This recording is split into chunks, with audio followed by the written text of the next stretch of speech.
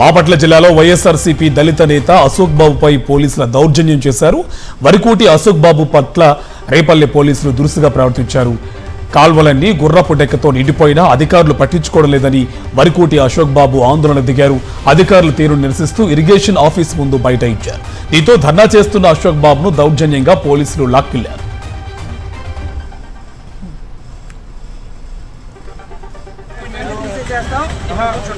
ఇలా వెళ్ళే దారిలో మీరు ఎలా వేస్తారు టెంట్? మీరు టెంట్ ఎలా వేస్తారు? ఇది చట్ట ప్రకారం మీరు చేయాల్సింది మేము చేస్తాము. డిఎస్పీ గారు వచ్చిందాక డిఎస్పీ గారు కాదండి, డిఎస్పీ గారు మాట్లాడిందాక ఇది రాంగ్ ఫుల్ ఏం కేసు పెట్టాలో మేము చెప్తాం. చట్ట ప్రకారం చెప్పాల్సిన బాధ్యత మాకుంది. చెప్పండి కదా, తీసేయాలి ఇమీడియట్ గా. చెప్పారు కదా.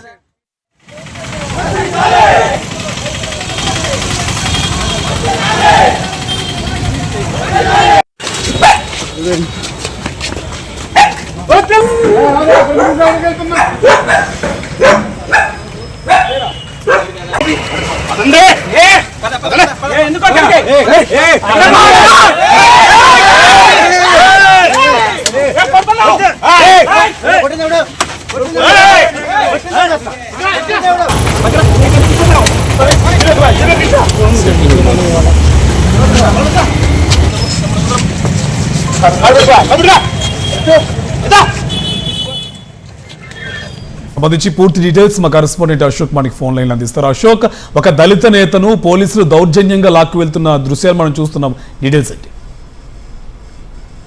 వైఎస్ఆర్ కాంగ్రెస్ పార్టీకి సంబంధించిన దళిత నేత వరికోటి అశోక్ బాబు పట్ల పోలీసులు చాలా దౌర్జన్యంగా అనుచితంగా వ్యవహరించారు. వరికోటి అశోక్ బాబు తన నియోజకవర్గంలో ఏదైతే పంట కాలువలు ఉన్నాయో ఆ పంట కాలువలో గుర్రపు డెక్కతో నిండిపోయినాయి.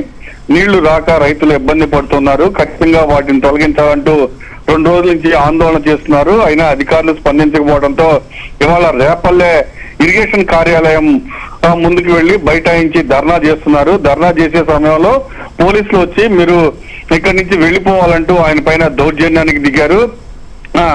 అరెస్ట్ చేసి ఆయన్ను అనుచిత వ్యాఖ్యలతో ఆయన పైన దౌర్జన్యం చేసి కాళ్ళు చేతులు పట్టుకుని ఈడ్చుకుంటూ తీసుకుంటూ పోలీస్ స్టేషన్ తరలించారు. ఇదే నేపథ్యంలో ఆయన పైన దౌర్జన్యంగా ప్రవర్తించడంతో ఆయనకు నడుము పట్టిందని తెలుస్తూ ఉంది. పూర్తిగా ఆయన నొప్పితో బాధపడుతూ ఉన్నారు. అయితే మరొక వైపు పోలీసుల అక్రమ అరెస్టును నిరసిస్తూ వైఎస్ఆర్ కాంగ్రెస్ పార్టీ కార్యకర్తలు పోలీస్ స్టేషన్ ముందు బైఠాయించి ఆందోళన చేస్తూ ఉన్నారు. అయితే పోలీసుల దురుసుగా ప్రవర్తించడం వల్ల అశోక్ బాబుకు నడువు పట్టడం వల్ల ఆయన్ను హాస్పిటల్ కు తీసుకువెళ్ళడానికి ప్రయత్నిస్తున్నారు. ఇప్పటికే అంబులెన్స్ కూడా వచ్చినట్టు మనకు తెలుస్తూ ఉంది. Karthik. Right, thank you Ashok.